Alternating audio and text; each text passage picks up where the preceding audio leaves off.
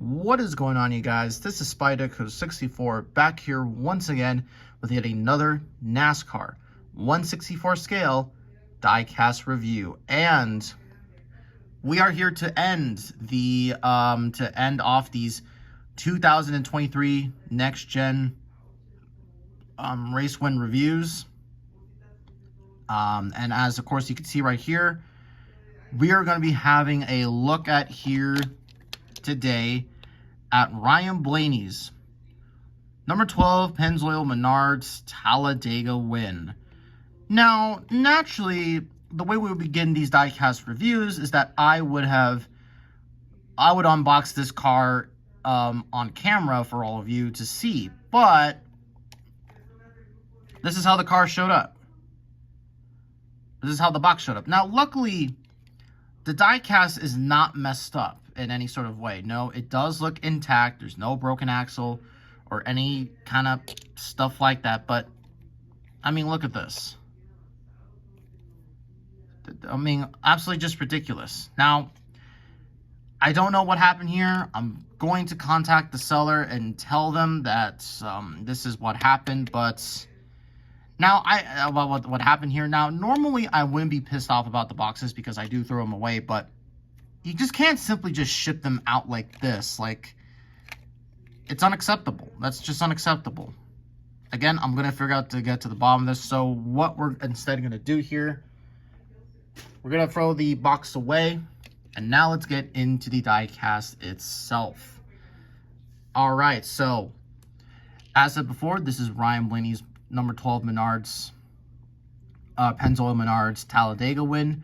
Now, originally, I was planning on getting the Charlotte win.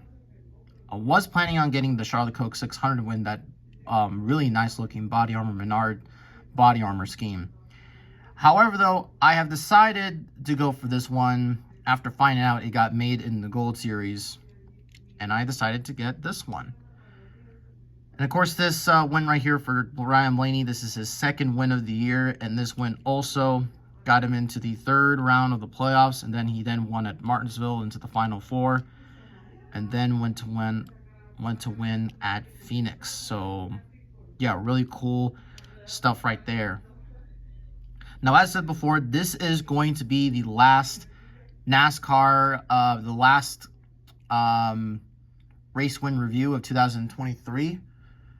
Or from 2023, as I have 13 of the 15 unique different winners from last year.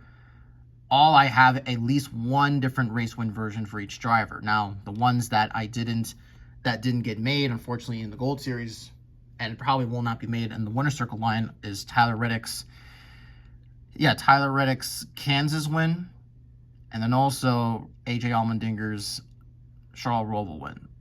So that is a bit unfortunate, but however, I guess it is what it is. Because, hey, we still got 15. We got 13 out of the 15. So that right there is a win. I mean, hell, even in last year, or the year prior in 2022, there was only really, I think, 2 missing out of the 19 different winners from last year. So 17 to 19? 19? That's a good track record.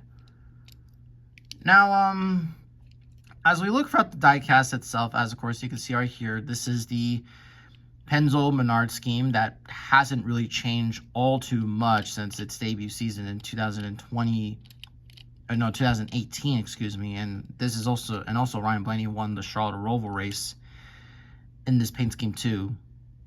So that's another cool reason why I wanted to get this, was because again, I just really like this paint scheme.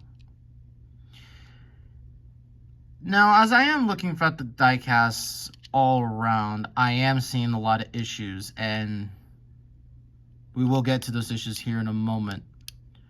The first thing I will mention here is that, I don't know, that the chassis is kind of messed up. I'm trying to push it back. Trying to see. Rolls very well, but as other issues I can see right here, I'm not sure if this was, I'm pretty sure this was not supposed to be on the car itself, but you can see right here that the underneath of the body is exposing of the paint. This is all supposed to be really black. As of course you can see right here, the car is pretty much painted all in yellow.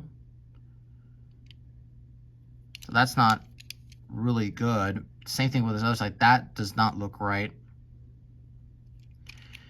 And then what about the front end? Well, the front end, there is a misprint right here for the car right here.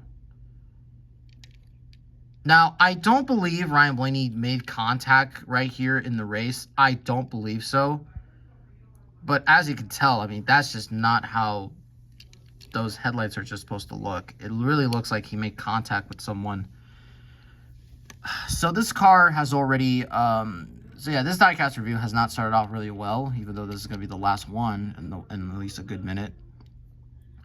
Let's not waste any more time, and let's just get down to the sponsors. So, on the windshield banner, it would typically say Ford and Ryan Blaney, or Blaney's name right there. Now, one thing that you will see is that since this is a playoff car, it has the yellow playoff markings. However, though, what's cool about the playoff markings here is that if you look at it, it works so well with the paint scheme. It just works so damn well. And that's honestly a reason why, you know, I mean, hey, some of the playoff markings can make a paint scheme really pop, in my opinion. But sometimes it just doesn't. Like, if this was still the Monster Energy sponsorship, then it would have been kind of bad. So you got Pennzoil right there on the hood. You got Ford. Got the Ford Mustang front nose. 12. Sunoco wheel. I think we'll look at this side. Yeah, we'll look at that side. All right. So you got Sunoco right there again. Goodyear. And interestingly enough, these rims are silver, this color. Again, I don't think they're supposed to look like that. Because the Penske cars have chrome rims. And this looks like just a NASCAR. This looks like they got wheels off a NASCAR Authentics version. So that is really strange. This has been a really strange diecast review. I will really be honest with you. So let's just go ahead and go over the rest of the decals. So you got the 75th anniversary logo.